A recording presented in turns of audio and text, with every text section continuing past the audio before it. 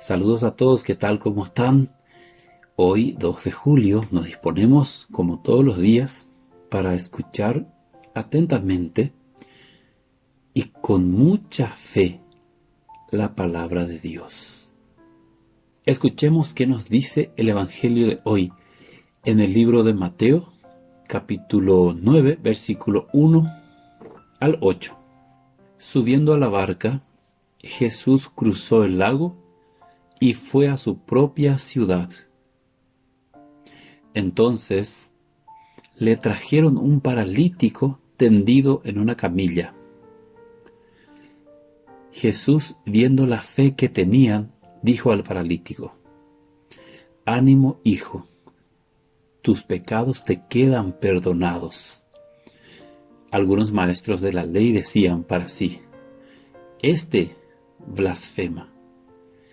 Jesús, dándose cuenta de lo que pensaban, les dijo: ¿por qué piensan mal? ¿Qué es más fácil decir, tus pecados quedan perdonados, o decir, levántate y camina?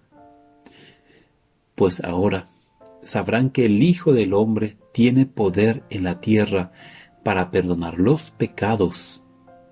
Entonces se dirigió al paralítico y le dijo: levántate, toma tu camilla y vete a tu casa. Él se levantó y se fue a su casa. Al verlo, la gente se llenó de temor y daba gloria a Dios por haberle dado tal poder a los hombres. Palabra del Señor. Vamos a hacer una pequeña reflexión. Dice la palabra: Jesús, viendo la fe que tenían, dijo al paralítico. O sea, ¿la fe de quién? ¿Del paralítico? No, la fe de la gente que le cargaba en la camilla. O sea que para que haya milagro, la fe puede venir tanto del enfermo, del que necesita el milagro, o de su entorno, ya sea de su familia, de su entorno. Es tan importante que haya fe para que nosotros podamos recibir ese milagro. Si el enfermo no tiene fe, igual el que le atiende, el que le cuida, el que está más cercano a ese enfermo, si tiene fe, el milagro puede llegar. Por eso dice la palabra: cuando Jesús vio la fe que tenía esa gente que cargaba al paralítico en su camilla, le dijo al paralítico: tus pecados te son perdonados.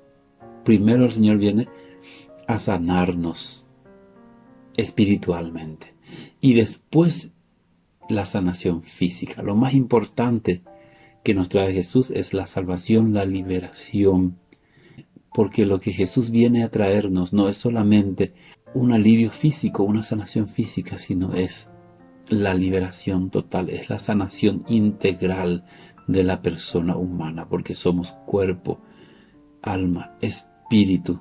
El Señor viene a curarnos por completo de nuestros pecados, de nuestros dolores.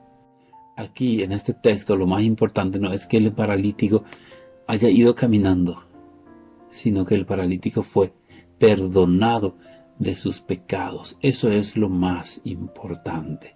¿De qué me sirve a mí andar en dos patas, poder caminar, si espiritualmente estoy atado al pecado, soy esclavo del pecado? Por tanto, el milagro más importante que ocurrió aquí en este texto bíblico no es que el paralítico se haya levantado y caminado, sino que él se fue sanado, purificado, libre de todo pecado, porque solamente ese milagro puede darnos el Señor Jesús.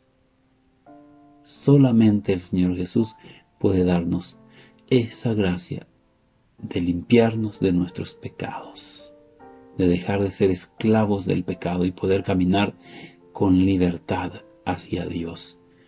Pidamos al Señor Jesús que hoy Él perdone nuestros pecados, así como perdonó al paralítico, porque el pecado produce en nosotros parálisis espiritual.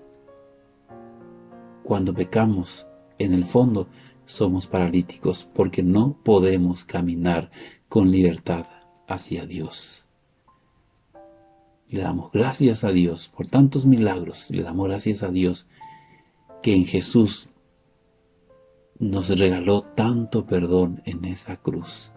Y hoy una vez más le pedimos a Jesús que Él perdone nuestros pecados y nos ayude a caminar con libertad hacia la casa del Padre. Mis queridos hermanos y hermanas, yo les bendigo en el nombre del Padre, del Hijo y del Espíritu Santo. Amén.